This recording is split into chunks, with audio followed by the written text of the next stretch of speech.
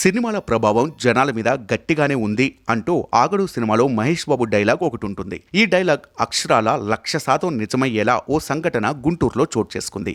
48 సంవత్సరాల వయసు గల ఒక వ్యక్తికి గుంటూరులో ఒక హాస్పిటల్లో బ్రెయిన్ ట్యూమర్ కు సర్జరీ జరిగింది. ఇక్కడ డాక్టర్లకు ఎదురైన సమస్య ఏమిటంటే సర్జరీ జరిగేటప్పుడు పేషెంట్ మెలకువగా ఉండాలి, అలాగే అతని కాళ్ళు చేతుల కదలికలను డాక్టర్లు గమనిస్తూ ఉండాలి. అలా చేయకపోతే అతని కాళ్ళు చేతులు పనిచేయకుండా పోయే అవకాశం కూడా ఉందట. అందుకోసం డాక్టర్లు ఆ పేషెంట్ కు ఇష్టమైన పోకిరి సినిమాను చూపిస్తూ బ్రెయిన్ ట్యూమర్ కు సర్జరీ చేశారు. వినడానికి కొంచెం కొత్తగా ఉన్నా ఇది నిజం.